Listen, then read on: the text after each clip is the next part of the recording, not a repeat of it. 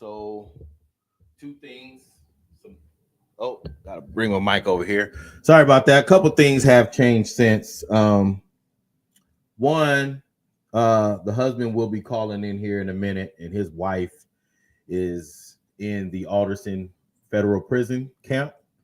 And two, the woman who we had calling in, she could only get 2 calls a day, and our time zones was different, and so she called in an hour ahead of time. But I do have a recording for y'all to play, for us to play for her. So give me just a brief minute. I'm gonna run this intro so I can give him some time to get in here, and be right with you. Determination to change the nation, I'm manifesting the truth. Back in the booth to give you the messages that's been channeling right through me. No, I'm not Jesus, although my spirit is great. I'm eating my food without a plate, escaping this place through my meditations. New life begun when I reloaded the gun and realized where I was from was not too far from the sun, like somewhere close by the moon. Now I'm connected like Zoom. On walks of life that ever lived call me like out of the blue. So I just pass it to you, right through your speakers with clues. And if you choose to free your mind, then you will have all the tools. But I can't make you take it and shake it and mentally break yourself out. Cause freeing your mind without a doubt is something you have to try out. But once you see the light, your might, and all the power you've had, then you have reached the 5th dimension and you can brighten your path. But others who choose to follow the red pills, it's harder to swallow. Or you can wallow in your sorrows, feeling all empty and hollow. The only way you'll see the truth is if it's starting with you. So please stop lying to yourself, start being truthful to you. The only way you'll see the truth is if it's starting with you. So please stop lying to yourself, start being truthful to you, to you.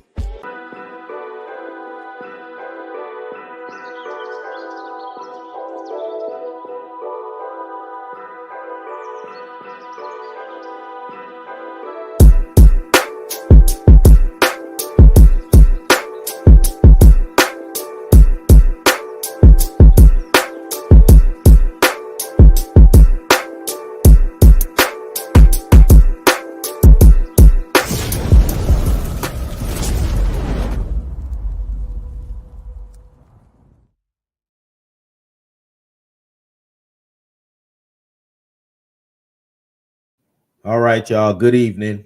I'm here with John, and his wife is in the Alderson Federal Prison Camp, and so I'm gonna put him on the microphone, so then that way y'all can hear. Give me 1 second. All right, John, are you there? I'm here. Okay, yeah, and I can hear you pretty good, so that means they can hear you. First of all, I want to tell you thank you for taking the time to come on the show. We appreciate you, your bravery, your wife's bravery. And so I'm gonna just give you the floor, and you can go ahead and take over. Thanks, Sherman. I appreciate you giving Brittany and myself and others a voice. So I guess the impetus for me reaching out was really because I heard Brittany's story, and I've heard a lot of similar stories of the inmates at Alderson. So I wanted to share the stories. These are not necessarily all with respect to my loved one, but they belong to the loved ones of other people. So I guess the first thing I would start off with is health issues, right? As Brittany had said, there are concerns around healthcare and taking care of the inmates that are there. In particular, when you're going into the system, you're supposed to have a medical exam as part of your intake. But with staffing shortages, things like that, these things just aren't getting done in a timely fashion. So one of the inmates that I'm aware of, she didn't get her health exam until about 2 months in, but you can't get access to medicines and things like that, especially if you have a medical condition that needs to be managed until you have your health intake, right? So that creates a situation where you have people that do not have the ability to have access to the medicines they need. And I'll give you an example. This particular person was outside during count in the morning and experienced a really severe asthma attack. And because she did not have an inhaler, because she hadn't had her medical exam yet, she was literally on the ground, lips turning blue. And there was nothing anybody could do about it. The only reason she's alive today is because one of our fellow inmates was able to pass her an inhaler and give her a couple of puffs, but that's against the rules, right? I mean, even doing something to save somebody's life by sharing a medicine that's not allowed is against the rules. Unfortunately, that neither of them got in trouble for it, but it's just an unfortunate situation. My loved one shared with me that with the federal buyout now, the dentist and the head PA at Alderson have taken the buyout. So, of course, that means that here shortly, the people there are not going to have access to a dentist. I think the only medical professional that would be available would be the doctor, and he's not there all the time. There's a statistic that the BOP needs to hire about 6,000 people across the system, and about half of those need to be medical staff. And obviously that creates a concern for the people that are in not just Alderson, but, the BOP in general. And I wanted to, also corroborate the story that Brittany had shared. My loved one had shared the same story with me, that there's a lady there that she was supposed to be released back in November. She had been transferred into Alderson from another institution. And when she had her exit health exam at the prior institution, they found a cancerous lump and they didn't tell her. And she was doing her discharge paperwork at Alderson and asked, hey, what's this on my medical record? And they said, oh, you have a cancerous lump. And because she brought it to their attention, they put her on medical hold. And, medical hold basically says, like, you're not leaving our care until, we deem that you're healthy enough to leave. And so it literally is supposed to be on the street right now, having been released in November. And she's stuck there on medical hold with, I believe it's a stage 4 cancer diagnosis. Wow.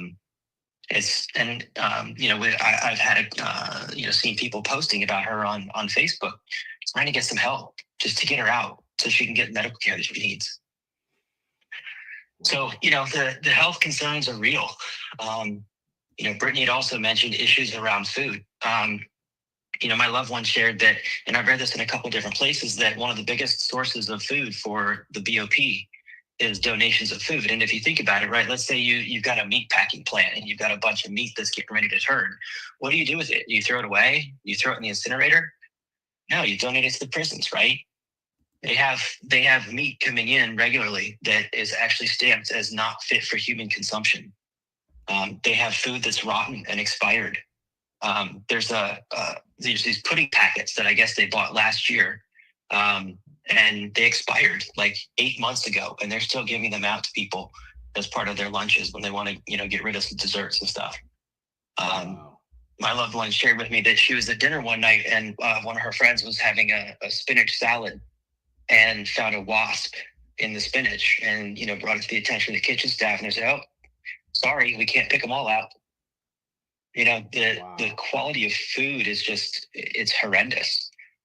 And my loved one has shared with me also, there are people that have food allergies that just have an absolute difficult time managing them. In fact, if you look it up, the BOP rules say that if you have a food allergy, it's completely acceptable for you to have to miss 2 to 3 meals a week because you can't eat the food that's being served.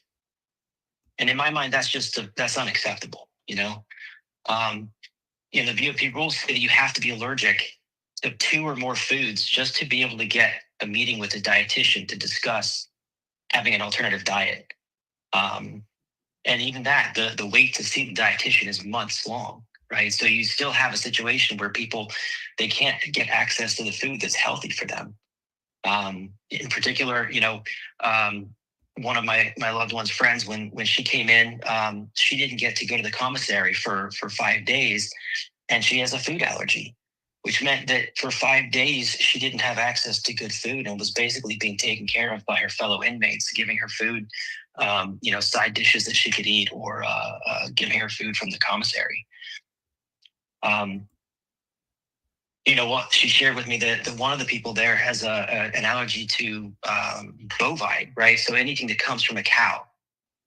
So be it beef stock, anything that touches beef, cheese, milk, butter. These are all like staples of prison food, right? Right. But if you can imagine being allergic to them and you show up to dinner and you got a steak and some potatoes, you can only eat those potatoes, and that only if it doesn't get slop next to the steak. So it's for people that have food allergies, it's really difficult to manage their food intake. And in fact, my loved one shared that even if like the kitchen is willing to make a substitution, like it's just beans, right? Like you could get steak and potatoes, or you get a plate of beans. It's not that you get the beans and the potatoes, right? You literally just get a plate of beans as your meal. And she said that one of the inmates there is severely celiac. She can't have anything that has gluten in it. It's severe reaction, and she really just has to live off the supplies she can buy from the commissary because she just can't eat the food that comes from the kitchen.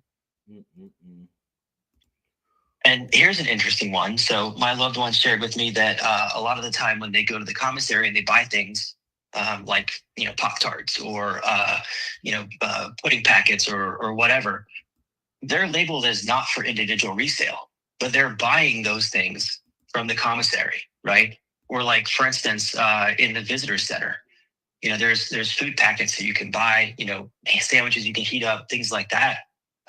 Same thing, like they're stamped, not for individual resale. It makes you wonder, like, where do these things come from? Like, does somebody just go to Costco and buy a case of food and then jam it in the vending machine and make money off from it? Or, are these things donated and then, they're then resold? But, you or me, if I went to Costco and bought a big old pack of food and I started selling it on the street corner, I'm going to go to jail for that. I kind of can't put my head around why this is okay within the BOP. Yeah, and it's one of the viewers is asking Miss Wanda Lewis. She said, "Are prisons and detainment facilities exempt from FDA and other oversight requirements?" I have absolutely no idea about that. Yeah, I mean, you got to think at some point there's inspections going on, but I have no idea. And food waste is an issue too. Like when they go to the mess hall, you can't leave the mess hall with any food. And I'll give you an example. At the holiday time, for one of the meals, they were giving out these bottles of like non-alcoholic eggnog, right? I mean, hey, let's enjoy the holidays. But for people that don't like it or don't want it or they can't drink it because they can't drink milk, dairy products. They can't give it away. They can't give it back to the kitchen. It just goes in the trash. So, any food that's not eaten, it just goes in the trash. It's just so wasteful of food. Yeah. And often they've had issues at Alderson with, supply chain, and in particular at the commissary, right? So these people that maybe have dietary issues that rely on the commissary to be able to get, nutritional food, like, peanut butter, right? Peanut butter is going to be a staple if you can't eat regular meals. They've been out of peanut butter for weeks on end. They're regularly out of toiletries, toothbrush or toothpaste, deodorant, shampoo, soap, things like that. They had an issue, I guess it was probably about a month ago, where there was a supply issue around toilet paper. And they issued everybody one roll of toilet paper, and that was your roll. You got to carry it around with you wherever you go. And if you run out, yeah, it's on you. Like, that's your problem. Wow. And here's the crazy thing. So, like, you can go to the commissary, right? You can buy food. Let's say you buy like a thing of ramen, right? Or like, some prepackaged pasta that ordinarily you or I would heat it up, right? Throw it in the microwave. Mm-hmm. They don't have microwaves. They don't have any kind of access to cooking utensils of any kind outside of the kitchen. And if they get caught with them, they get in trouble. So you go buy a pack of ramen. How are you going to cook it? How are you going to boil that water to make those noodles? How are you going to heat up your food? Right? Like they have to get creative, and in getting creative, they're bending and breaking the rules, and people get in trouble for just trying to survive with food.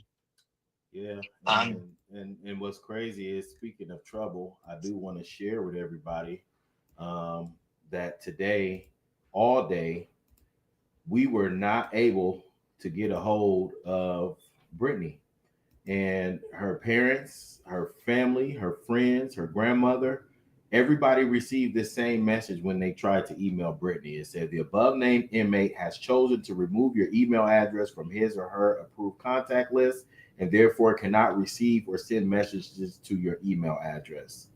And all day we were working on trying to get connection with her or talk to her or make sure she was okay. And just within this last 30 minutes, after everybody kept calling, they finally restored her email services. But we had to have people on the inside let her know, and she had to complain. We all had to complain, all the calls and stuff from her family and friends and loved ones for us to be able to get back a hold of Brittany. And this is the kind of retaliatory stuff that they do. And that's why when you hear Brother John talking, he mentioned his loved ones. We've decided to just, because the biggest thing is the safety of the people in there. They have to deal with this. We're creating the awareness, but we want to make sure that they're safe. These women are safe and they don't have to fear for their life or fear for retaliation. And technically, they shouldn't have to. There's a law against retaliating, but like I know, these people don't play by the law. And so I appreciate Brother John even coming on, even though we all know that's happening, and I shared it with him that was happening. He still wanted to come on and let y'all know from his loved one that's in that same prison, the stories that he's hearing and the truths that they're sharing with him. Yeah. And here's an interesting note. When following your call with Brittany, you shared information about being able to make a contribution to her commissary books. But, commissary funds in the prison system are considered income, right? So if you've got an inmate that's subject to restitution, those commissary funds that you put into their books are income and subject to levy.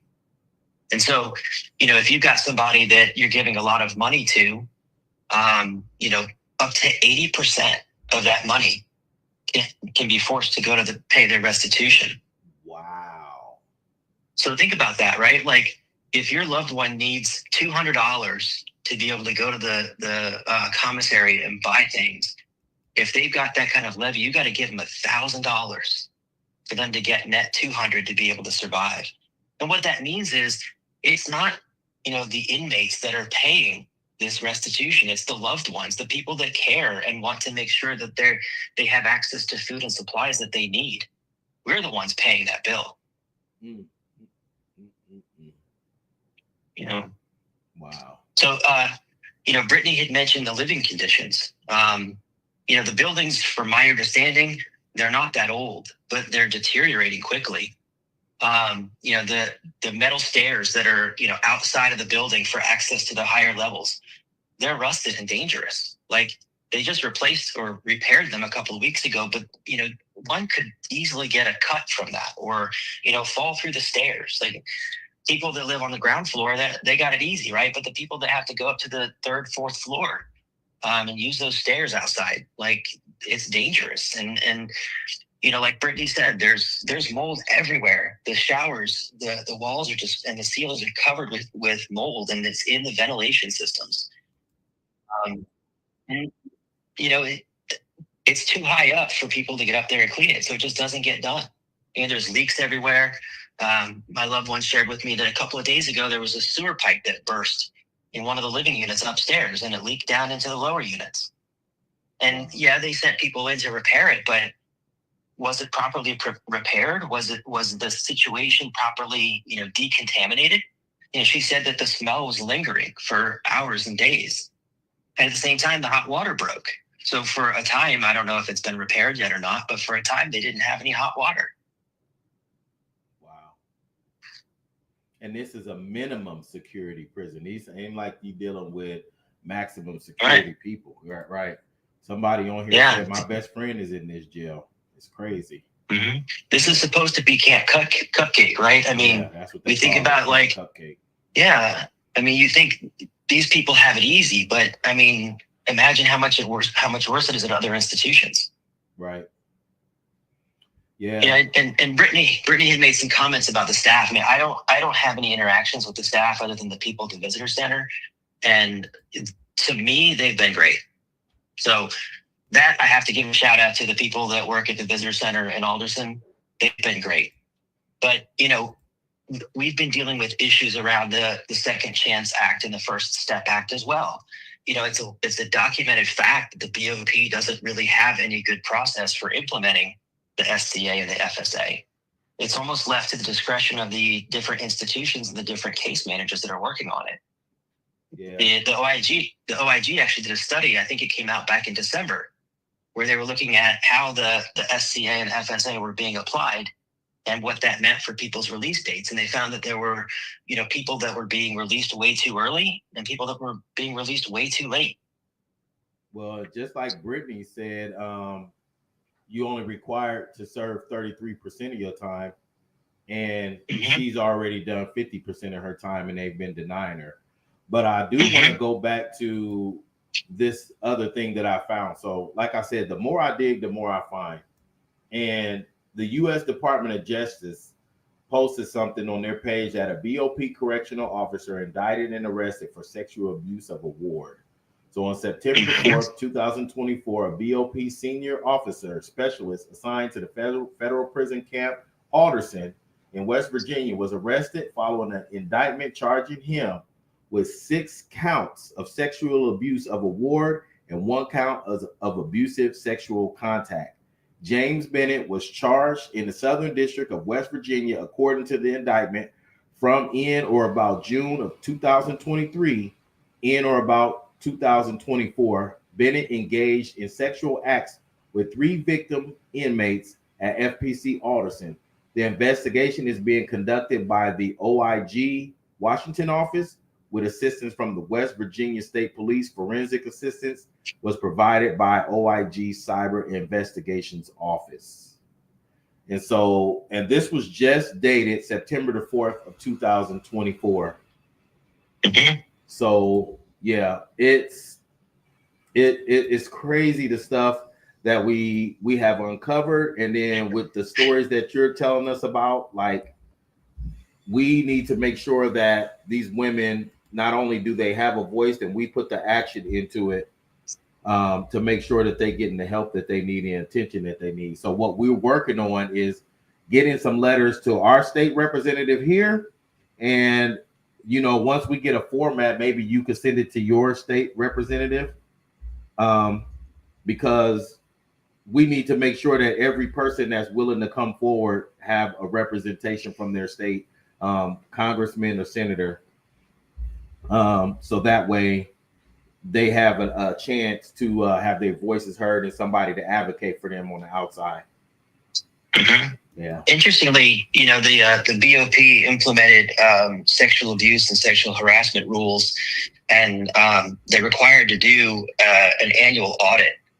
And you can actually look up those records. So I looked up the records for Alderson. The most recent one, I think it had a list of 6 different sexual abuse or sexual assault incidents, and it tracks whether they're guards or other inmates. As a part of that study, they interview employees, they interview inmates. It's an interesting insight.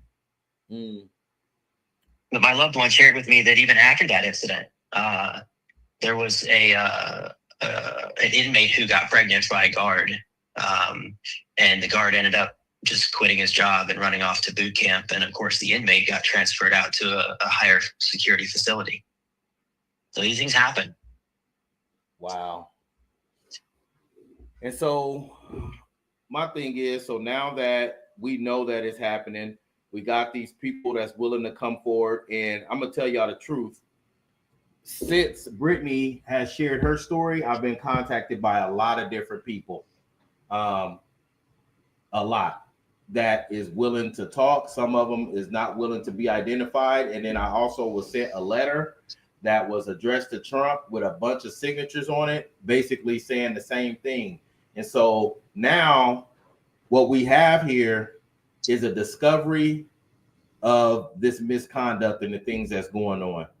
What are we going to do as a community to make sure that these people have their voices heard? And how do we set forth something that's going to change this? Because when I started digging, I found stuff way back. I found another video, which I'm going to share with you after Brother John is off.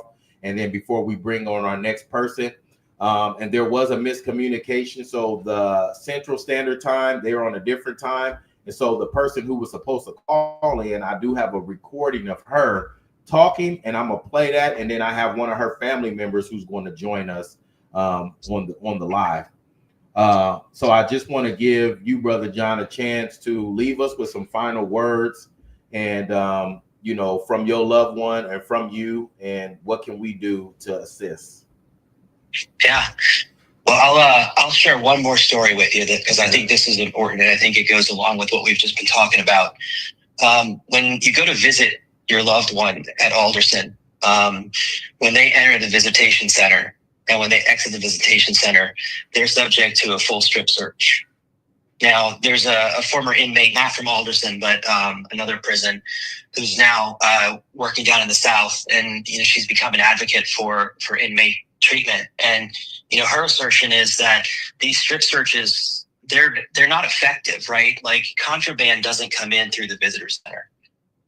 It actually comes in through guards and other staff sneaking things in, and from drones flying over and dropping stuff in.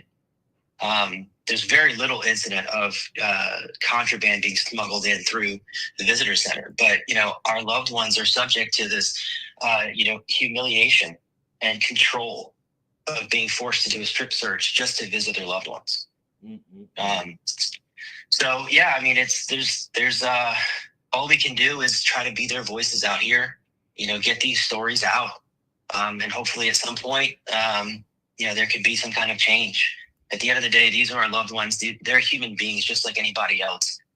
Yeah, they ran afoul of the law, but that doesn't mean that they need to be treated like inhumanely. Absolutely. I agree 100%. And again, John, I appreciate you calling in. And, any follow-up that we need to do, you let me know, and you are more than welcome to come back on at any time. And then anything else that we need to do, once I get that letter formatted, I will send it to you so you can have something to send to your state representative. Okay. Perfect. I've got an army of people ready. Okay, brother. Appreciate you calling in today. Thank you, Sherman. Appreciate it. You're welcome. Take it easy. You too. Bye. All right. So I'm going to run this real quick and then bring on our next person. Friends and family of inmates at the Alderson Federal Prison make allegations of mistreatment amid a COVID-19 outbreak. 59 News reporter Skylar Eagle tells us more about their claims. Controversy arrives at Camp Cupcake following high transmission of COVID-19 and allegations of mistreatment from inmates and their relatives. Patricia Haynes says her mother is an inmate at Alderson Federal Prison and currently in the intensive care unit at a local hospital. Haynes says her family received little communication from the prison about her mother's condition and claims her mother was denied medication by the prison. Haynes also alleges the prison prevented her from speaking to doctors. I showed up to the hospital, and one of the people that was there, the guards, went and said that I was not allowed to talk to the doctors, stop the doctors from talking to me. Organizers tell me they hope to spark a movement for prison reform nationwide for access to health care and basic needs. Anita Remy traveled from Northeast Tennessee to advocate for her daughter after hearing about the conditions from her directly. Remy says her daughter fainted multiple times before receiving proper care by the prison or medical facility, and she wants the treatment of the inmates to change. Well, just think of it, if it was your daughter or your mom that was up there, how would you want them treated? That's how we want them treated. Those people are someone's loved one. They're special to someone. They're a mother, a sister, somebody's child, and they deserve to be treated humanely. Some of the allegations made against the prison include a lack of food, sanitary napkins and feminine products, commissary, and hot water. A federal defense attorney who represents 10 inmates at Alderson FPC says his clients experienced the same mistreatment. He says the prison needs to adopt the CARES Act home confinement policies. The policy allows the Bureau of Prisons to subject certain inmates to a halfway house or home confinement to prevent a high transmission of COVID-19. These are women who have minimal sentences, who have minimal custody scores. What's the difference if they're confined by the Bureau of Prisons to a halfway house or to their home? Reporting in Monroe County, Skylar Eagle, 59 News.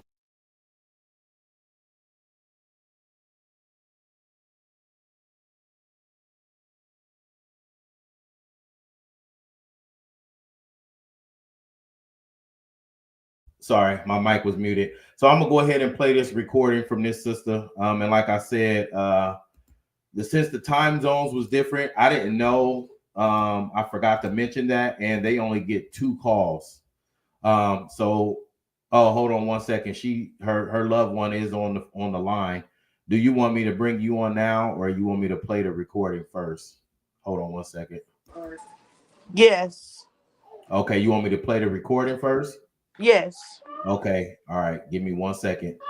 And so yeah, they only give them 2 phone calls a day. And so when she called a couple times to get a hold of me, they did something very smart, which was record her voice. And so I'm gonna go ahead and play that for y'all. Give me 1 second.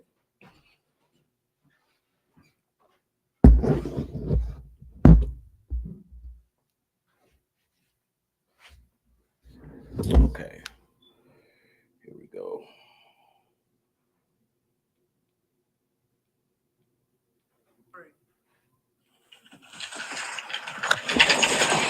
Go ahead. Yes, I am an inmate at Alderson FPP prison camp in Virginia. I stay in the dorm up under Brittany Polite. The ceilings that was out leaking from flooding in dorm A4 causes problem in A2 in the dorm that I stay in. We have no heat. They feed us outdated food, inadequate portion sizes.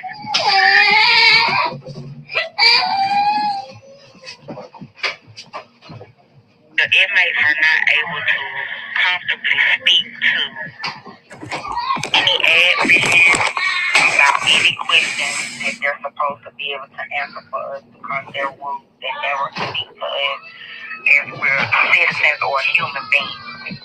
It's paperwork that needs to be done. It's always a dispute that is always backed up. They can't do process paperwork because everything is always backed up. It's inmates that are scared to go to medical services because they have to pay out of pocket for the medicine that they're supposed to be taking for illnesses that they have, which this camp receives funding to pay for said medication, but they won't pay for them. Where's the money going? It's days where we have no hot water. It's mold throughout all of the buildings. It's water and light fixtures from busted pipes. They never fix anything correctly. They always put just a band-aid on it to pacify it at times.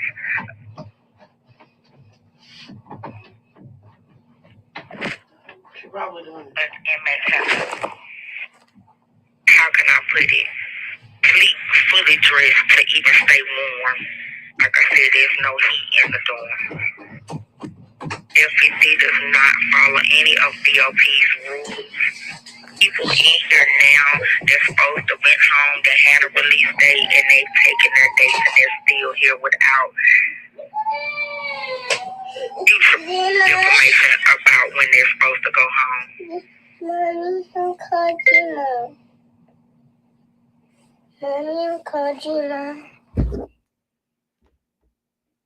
Okay. All right. Let me wow. I'm just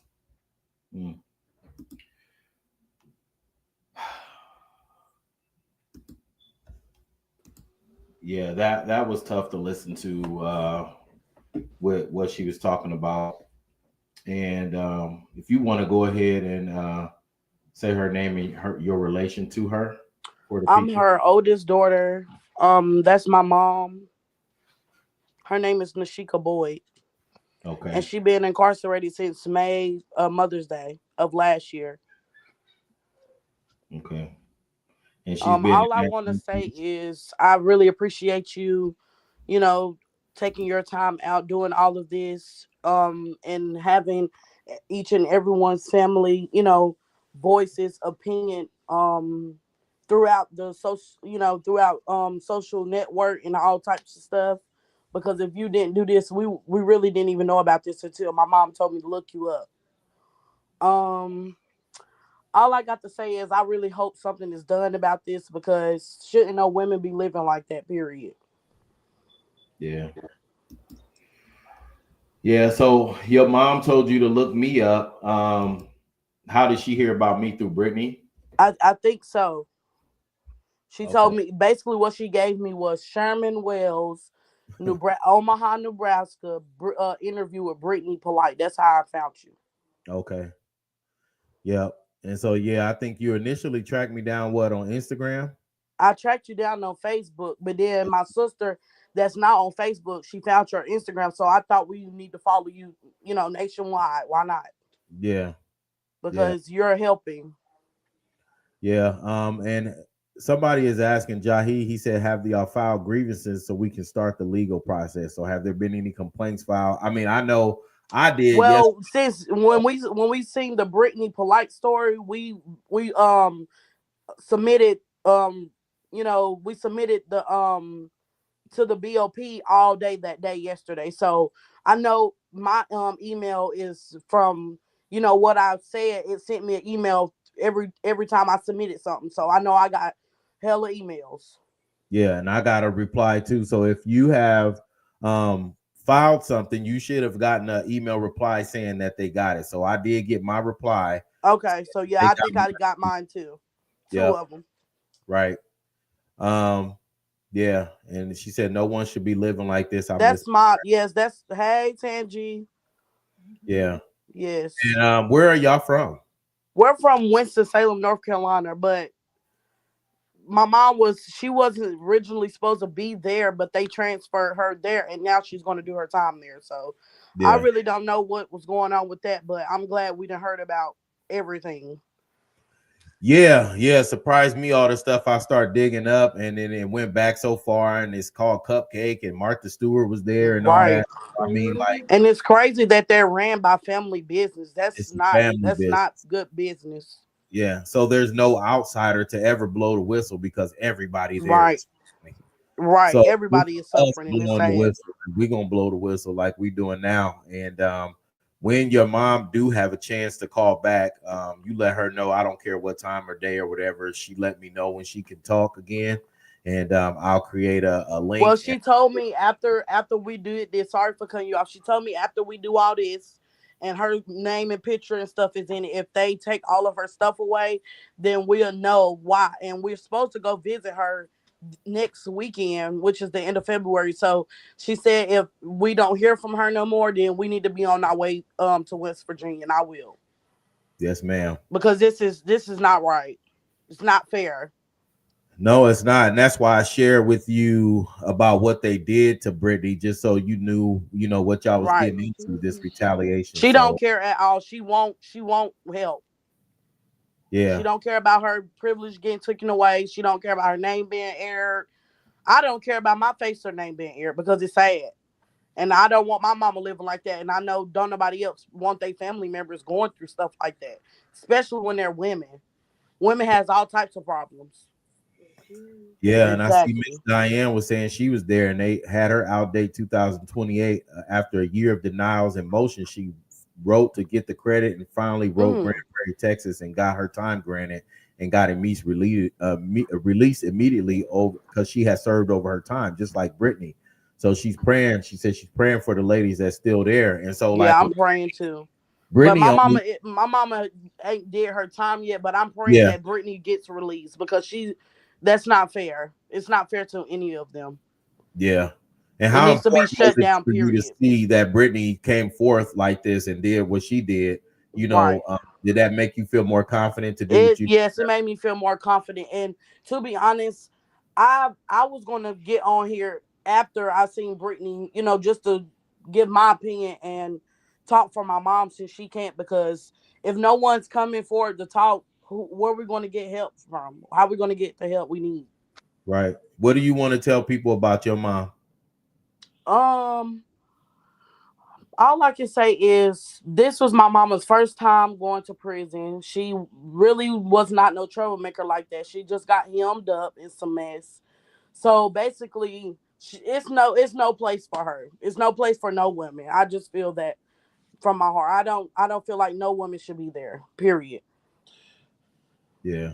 My mom is a good lady. She's always been all about her 4 kids, working hard, and she just, was in the wrong place at the wrong time. And like they tried to help her in court, they didn't really want to give her as much time as they gave her because they said she waited till she was 40 something to get in trouble. So they knew that she wasn't a criminal for real. So I just pray that they get something done about this prison camp. And like I said, we're supposed to go down there this weekend. So hopefully I can bring you back some more information because I definitely will be helping you out because Okay. you're helping us out. Oh yeah, and I want to just make sure that I give people that's incarcerated a voice because they still, Right. like you said, they got loved ones. We still care about them, and we love Exactly. them like they are sisters and brothers. So we got to make sure we're doing this kind of stuff. And so, anytime you want to talk or let me know, and I'll get you set up. There And is I sure 3 will. other people that has reached out to me that's going to end up calling in, and Okay. so I want to make sure that we giving all these families a chance to talk about their loved ones, and the more documentation that we can create, because these videos is documentation, and Right. we'll send all these videos and clips and stuff to the state representatives. And so just like I told John that when we get this letter drafted up, then we'll give you the basic of it, and you can use it to send to your state representative to speak on your Okay. behalf too. Okay. And I sure will. Anything that helps. Yep. Yep. So, any final words you want to leave us with before we go about your mom, about you, how you miss her, anything like that? Yes, we miss her wholeheartedly. Basically, my whole family has, left. My brother went missing. My mama got locked up May 13th. My brother went missing May 31st, and he's still gone. And then my other brother got incarcerated as well. So it's really no one out here but me and my sisters. So basically, we're just taking it one day at a time. And my mama want us to basically show how strong she raised us, how strong of a person she was when we were growing up, how strong she know that we are. So we Yeah. just taking it one day at a time, and we pray about it every day, what's all going on. And, we're going to get through it. God got it. Yep. And just let your mama know that she got some new family in Omaha, Nebraska. I definitely will. And she appreciates you so much. She Yeah. was so happy when I talked to her and let her know that I talked to you. She's excited. Yeah. So I really appreciate that, and I appreciate everyone that's all ready to help. Okay. Yeah. Yep. And let her know we love her. We're praying for her. And I And sure will. she ready to talk. We'll make sure we get the time zones right this time, and we'll give her a chance to come on. And I definitely will stay in touch with you if you stay in touch with me. Oh yeah, for sure. And Tall Twin says she praying for you and your family, sis. Thank you. So, I really appreciate that, everyone. yeah, it's a lot of love for you, for your mom, and thanks for being I ready to really come forward. appreciate that. You said you don't care about your face, your name being out there. I really It's don't. it's a thing. So Vanna says sending prayers up to the family, especially your mom. So yeah, you got some love and support from the ladies out here, from the people, the community. And these is mostly Omaha people besides your people here. And we just want to definitely let you know that we love you. We thinking about y'all, and we'll be here for y'all too. Okay? And I appreciate y'all so much. Okay. Yep. He said we need to contact your local media there too. So yeah, we can get on that. I'll look Okay. up the media there so that way that they know that we're doing the stories, and hopefully they can pick up the story as well, because we do have a Right. reporter here in Omaha. Taylor Johnson with Channel 6 contacted me yesterday, so she's going to be working on it. And if she want to talk to you, then I'll pass on your information as well, because the Okay. overall story is about all those women in that prison, no matter where Right. you are. Okay. Right. Yep. And Iris says she praying for you. So I appreciate that, and I'm gonna continue to pray myself, guys. okay. All right. Well, you take it easy, and thanks again for joining us today. Thank you for having me. Y'all have a Yep. nice one. For sure. You too. All right. Man. So yeah, I have a couple more people that'll be joining me, so I'm gonna get on off of here and finish working on what I'm working on as far as getting this letter done. Ms. McQueen and the people that's helping. It's a lot of people in the background helping, so I love y'all. I appreciate y'all. Thanks for showing them love way in South Carolina, and we just gonna keep plugging at this thing until we get the results. You know how I do. So once you get us involved, we're gonna dig. All right. Peace and hair grease. Love y'all.